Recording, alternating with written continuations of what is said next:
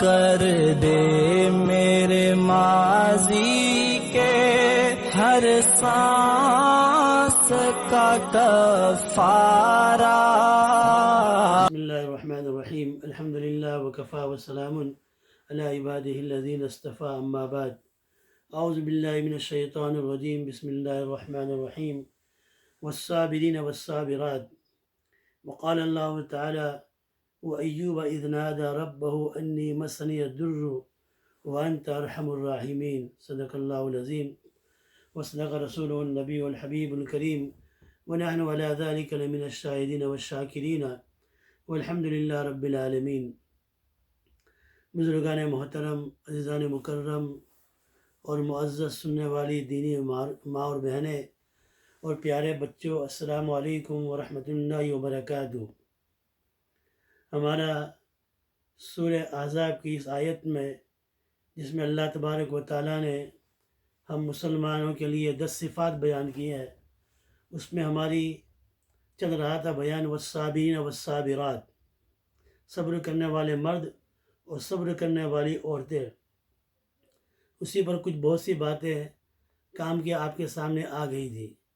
اس سلسلے میں میرے ذہن میں آج آیا کہ ایک صابرین کا سردار سیدنا ایوب علیہ السلام کا کچھ تذکرہ بھی آپ کے سامنے کروں۔ ایوب علیہ السلام نے کیسا صبر کیا ہوگا کہ صبر ایوب جو ہے بہت مشہور اور زبان زد ہے، سب کی زبان پر ہے کہ آپ کو صبر ایوب علیہ السلام جیسا صبر عطا فرمائے۔ کوئی پریشان اور مشکلوں میں گھرا ہوتا ہے، اس کو یہ دعا دیتے ہیں۔ ایوب علیہ السلام کا ذکر قرآن کریم کی 4 صورتوں کے اندر ہے۔ سورہ نساء میں، سورہ انعام میں یا ان کے نام کا ذکر ہے، اور تھوڑی تفسیر ان کی سورہ انبیاء میں اور سورہ صاد میں ہے۔ ایوب علیہ السلام بے شک ایک بہت جلیل قدر نبی اور پیغمبر تھے۔ ایک وقت آیا، ایک مسئلہ ایسا آیا کہ مصائب اور آلام نے ہر طرف سے پریشانی اور مشکلات نے ان کو گھیر لیا، مگر ایوب علیہ السلام کی زبان پر صبر اور شکر کے علاوہ ان کی زبان پر کوئی بات نہیں آئی۔ اللہ کی بارگاہ میں اپنی عبدیت اور تعلق مع اللہ کو برقرار رکھا، بلکہ پہلے سے زیادہ اللہ کے فرما بردار اور اللہ کی طرف رجوع کرنے والے بن گئے۔ قرآن کریم نے ایک مختصر الفاظ ذکر کیا، نعم العبد انہ کان اواب۔ ایوب ہمارے کتنے پیارے بندے تھے، وہ ہماری طرف بار بار رجوع کرنے والے تھے، بار بار رجوع کرنے والے تھے۔ وہ کہتے اللہ میں تیرا بندہ ہوں، میں تیرا فرما بردار ہوں، اللہ میں تیرا غلام ہوں، میں تیرے تابع دار ہوں، بار بار رجوع کرنے والے تھے۔ پھر اللہ تعالیٰ نے اپنی رحمت سے انہیں ڈھانک لیا اور ان پر آزمائش اور آلام اور مصائب کے بادل کو اللہ نے دور کر اپنا فضل اور رحمت ان کے اوپر رحمت فرمائی ان کے اوپر۔ ایوب علیہ السلام کس دور میں تھے، اس پر بہت لمبی چوڑی بحث ہے، کیونکہ ہمارا بیان 10-12 منٹ کا ہوتا ہے۔ اگر میں اس کی تفصیلات میں جاؤں گا تو یہ واقعہ ہی بہت لمبا چوڑا ہے۔ قصص الانبیاء کے مصنف نجار مصری نے لکھا ہے کہ ایوب علیہ السلام کا زمانہ ابراہیم علیہ السلام سے 100 سال پہلے کا تھا۔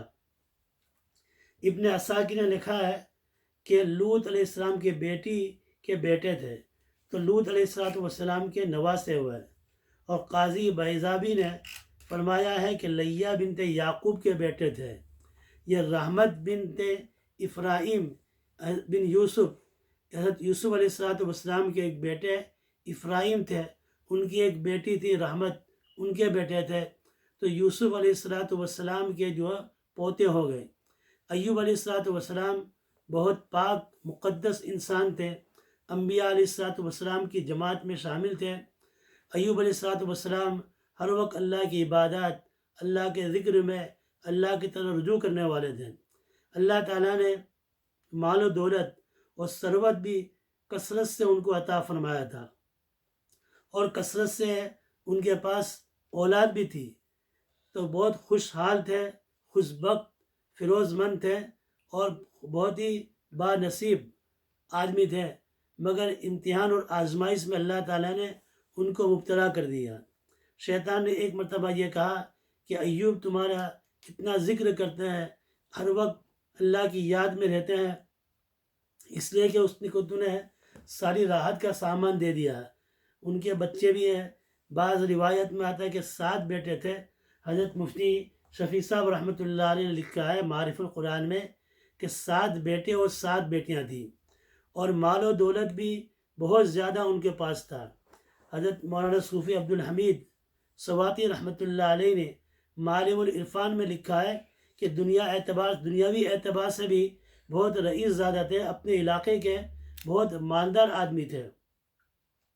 ایک بڑی زمین پر وہ کاشتکاری کرتے تھے، کھیتی باڑی کرتے تھے، جس میں 500 ہل جوتے جاتے تھے، اور 1000 بیل تھے ان کے پاس، اور آپ کے پاس 7000 سے زیادہ بھیڑ بکریاں تھیں، اور 3000 ان کے پاس اونٹ تھے، اور 1000 وزن کو اٹھانے کے لیے۔ اس زمانے کے اندر تو یہی ہوتا تھا نا کہ آج کل کی ٹرک تو نہیں تھی کہ سامان کو یہاں سے وہاں سے منتقل کر دے۔ اس وقت سامان اٹھانے کے لیے، بوجھ اٹھانے کے لیے گدھے اور کھچر ہوتے تھے، تو ان کے پاس 1000 گدھے اور کھچر تھے، اور 500 سے زیادہ ان کے خادم تھے۔ تو اوس زمین میں بہت مالدار تھے حضرت ایوب علیہ السلام۔ تو شیطان نے یہ کہا کہ چونکہ ان کو تم نے بہت مال و دولت دے رکھا ہے، اس وجہ سے وہ بہت ہی زیادہ تیری عبادت کرتے ہیں، اگر یہ مال و دولت نہ ہوتا پھر دیکھو وہ تمہاری عبادت کرتے کہ نہیں کرتے۔ تو اللہ تعالیٰ نے ان کو امتحان میں ڈال دیا، اور ایسے امتحان میں ڈال دیا کہ اللہ اکبر، ان کے بچے جو تھے، بیوی ان کی رحمت ان کے ساتھ نہیں تھی، ان کے بچے جو تھے کسی مکان میں بیٹھے ہوئے تھے، اوپر کے روف اور سیلنگ گر گئی، سارے بچے دب کر مر گئے، اور ان کے مکان کے اندر آگ لگ گئی، اور کھیت میں آگ لگ گئی تو کھیت بھی جل کر ان کی کھیتی ساری تباہ اور برباد ہو گئی۔ ان کے خادم سب اونٹ وغیرہ کو لے کر بھاگ گئے، اور ایوب علیہ السلام اتنے رئیس اور مالدار ہونے کے باوجود بھی وہ خالی ہاتھ ہو گئے، ان کے پاس کچھ بھی رہا نہیں۔ اور پھر ان کو ایک بیماری آ گئی، اس بیماری کی وجہ سے کیا ہے کہ لوگ بھی ان سے کترانے لگے، لوگ بھی ان سے دور ہونے لگے، کوئی ان کے پاس آتا نہیں تھا، اور صرف ان کی بیوی تھی، ہر وقت وہ ان کی خدمت گزار تھی، بہت وفادار بیوی ان کی تھی، اور بہت پارسا خاتون تھی، وہ حضرت ایوب علیہ السلام کی ہر وقت خدمت کیا کرتی تھی۔ تو اللہ تعالیٰ نے سب چیزیں چھین لی ان کے سامنے، اور انہوں نے پھر ایسا صبر کیا کہ کبھی دعا بھی نہیں کی۔ بعض مفسرین کہتے ہیں کہ اس بیماری کے اندر 7 سال رہے، اور مشہور قول یہی ہے کہ 18 سال تک بیمار میں رہے، یہاں تک کہ سارے اقارب رشتہ دار انہوں نے ان کو چھوڑ دیا، اور سب پہچان والے، تعلقات والے، دوست احباب سب نے کنارہ کش کر لی، صرف 2 آدمی ان کے پاس کبھی کبھی ان کی خیر و عافیت دریافت کرنے آتے تھے۔ اب ان کے پاس کوئی نہ زمین تھی، نہ جاگیر تھی، نہ ان کے پاس اونٹ رہے، نہ ان کے پاس کھچر رہے، نہ ان کے پاس کوئی بھیڑ بکریاں رہی، کچھ بھی نہیں رہا، سب صاف ہو گیا۔ لیکن ان کی بیوی جو تھی وہ لوگوں کے گھروں میں کام کرتی تھی، اور وہاں سے کھانا وغیرہ مزدوری کر کر وہ لاتی تھی، تو ایوب علیہ السلام کو کھانا کھلاتی تھی۔ ایوب علیہ السلام کو وہ کھانا کھلاتی تھی۔ ایک مرتبہ ایک صاحب ان کو ملنے آئے، اس نے کہا پتہ نہیں ایوب نے کیا گناہ کر لیا جس کی وجہ سے اللہ تعالیٰ نے ان کو اس مصیبت اور مشکلات میں ڈال دیا۔ ایوب علیہ السلام کو یہ بات بہت زیادہ دل میں لگی، اور اپنے دل میں سوچنے لگے ہو سکتا ہے شاید مجھ سے بھی کوئی غلطی ہو گئی ہو، لہذا پھر اللہ کی بارگاہ میں انہوں نے دعا کی، وَأَيُّوبَ إِذْ نَادَى رَبَّهُ أَنِّي مَسَّنِيَ الضُّرُّ وَأَنْتَ أَرْحَمُ الرَّاحِمِينَ۔ ماشاءاللہ کتنی پیاری دعائیں، کہا کہ اللہ کا فرمایا کہ یاد کرو اس وقت کا کہ ایوب علیہ السلام نے کہا انی مسنی الضر، اے میرے رب مجھے تکلیف پہنچی ہوئی ہے، وانت ارحم الراحمین، یہ دعا نہیں کہ تکلیف کو دور کر دے، بلکہ اتنا ہی کہ انی مسنی الضر وانت ارحم الراحمین، یہ دعا مانگی کہ اللہ مجھے تکلیف پہنچی ہے اور تو ارحم الراحمین، تیری ذات جو ہے، تیری ذات رحمت والی ہے، ارحم الراحمین تو ہے، اللہ مجھ پر رحم فرما دے۔ قرآن پاک میں سورہ صاد میں کہا فَكَشَفْنَا عَنْهُ ضُرَّهُ، اللہ نے ان کی دعا کو قبول فرما لی، ان کی تکلیف کو دور کر دی۔ اور سورہ صاد کے اندر اللہ تعالیٰ نے فرمایا کہ حضرت ایوب علیہ السلام کو یہ کہا کہ زمین پر اپنا قدم پیر کو ماری ہے، پیر کو مارا تو وہاں سے ایک چشمہ جاری ہوگا ٹھنڈے پانی کا۔ اللہ نے فرمایا کہ ایوب اس پانی سے غسل کرو اور اس پانی کو پیو۔ چنانچہ اس پانی کو پیا، اس سے غسل کیا تو کیا ہو دیکھتے ہیں کہ پورا جسم پھر تندرست ہو گیا، پورے جسم میں چھالے پڑے ہوئے تھے، پھر پورا جسم ان کا صحیح سالم ہو گیا، تندرست ہو گیا، پانی پیا اور غسل کیا، تندرست ہو گیا۔ اور ان کے پاس جو اور گھیو رکھے ہوئے تھے وہ ایک سونے کے بن گئے اور ایک چاندی کے بن گئے۔ اب اس کے بعد ان کی بیوی آئی، اور یہ دعا بھی حضرت ایوب علیہ السلام نے اس لیے کی کہ ایک مرتبہ ان کی بیوی کو شیطان ملا، اور شیطان نے کہا کہ تمہارا شوہر جو ہے بہت بیمار ہے، میرے پاس میں طبیب ہوں، میں حکیم اور ڈاکٹر ہوں، میں ان کا علاج کر سکتا ہوں، لیکن جب وہ شفا پا جائے اور اچھے ہو جائے تو صرف اتنا کرنا کہ یہ کہنا میں اس طبیب اور حکیم کے علاج سے اچھی ہو گئی۔ تو حضرت ایوب علیہ السلام فوراً سمجھ گئے کہ یہ شیطان کی کچھ چال ہے، یہ شیطان کی کچھ چال ہے۔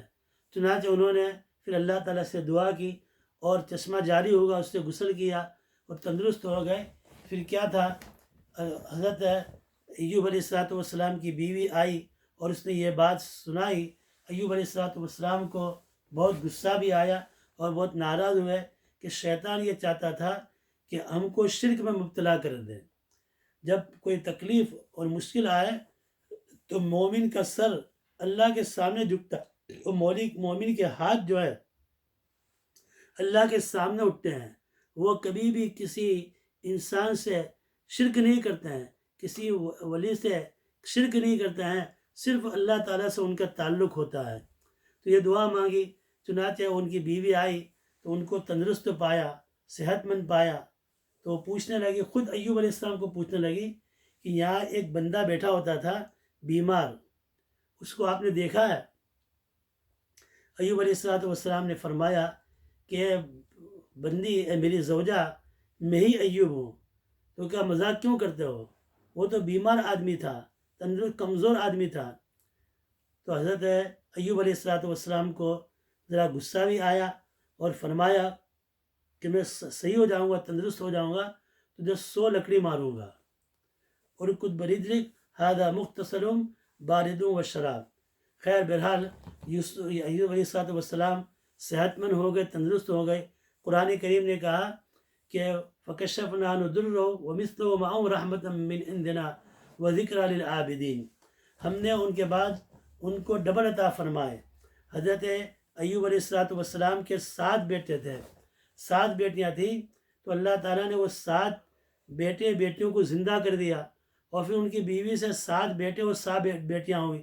اس طرح سے 14 بیٹے اور 14 بیٹیاں ہو گئی۔ اور بعض مفسرین فرماتے ہیں کہ 7 بیٹے جو انتقال کر گئے وہ انتقال ہی کر گئے، لیکن اللہ نے ان کی بیوی سے دوسرے 7 بیٹے عطا فرمائے، یا ان کی بیوی کے دوسرے بچے ہو گئے، وہ 7 اور 14 ہو گئے، یعنی بیٹے پوتے اور پر پوتے ہی ملا کر 14 پوتے ہو گئے، بیٹے اور پوتے ہو گئے، اور اس طرح پوتیاں ہو گئی۔ اللہ تعالیٰ نے ان کو ڈبل عطا فرمایا۔ تو یہ حضرت ایوب علیہ السلام کا صبر بہت مشہور تھا۔ تو انہوں نے کیسا صبر کیا ہوگا؟ حضرت ایوب علیہ السلام کی ایک دعا کتابوں کے اندر لکھی ہے۔ کل میں انشاءاللہ تعالیٰ، کیونکہ وقت زیادہ ہو گیا ہے اس لیے میں بات چھوڑ دیتا ہوں، کل میں انشاءاللہ تعالیٰ حضرت ایوب علیہ السلام کی دعا جو ہے اس کو بھی مختصر میں کل ذکر کروں گا۔ اللہ تبارک و تعالی ہمیں قرآن کریم کو سنت سے زیادہ سمجھنے کی توفیق عطا فرمائے اور عمل کرنے کی توفیق عطا فرمائے۔ اللہ ہم سب کو عافیت امن میں رکھے، اور کوئی تکلیف اور مصائب آ جائے، کوئی پریشانی آ جائے تو اللہ صبر کرنے کی توفیق ہمیں عطا فرمائے۔ یا ارحم الراحمین، یا ارحم الراحمین، ہمارے گناہوں کو معاف فرما، خطاؤں کو درگزر فرما، لغزشوں کو معاف فرما۔ اے اللہ بیماروں کو شفا عطا فرما، اے اللہ مرحومین کی مغفرت فرما۔ ابھی بہت سے علاقوں کے اندر کورونا کی وبا چل رہی ہے، اللہ جنگ چل رہی ہے، وہاں سے بھی ختم فرما، وہ پوری دنیا سے اس وبا کو سمیٹ لے اللہ تعالیٰ۔ اللہ تو اپنے دروازے، رحمت کے دروازے کھول دے۔ اللہ نبی کریم صلی اللہ تعالیٰ علیہ وسلم نے جتنی خیر کی دعا مانگی ہے، ہم سوال کرتے ہیں ہمیں عطا فرما، اور نبی کریم صلی اللہ علیہ وسلم جتنے شر سے پناہ چاہیے ہم پناہ چاہتے ہیں، ہمیں پناہ نصیب فرما۔ آمین یا رب العالمین برحمتک یا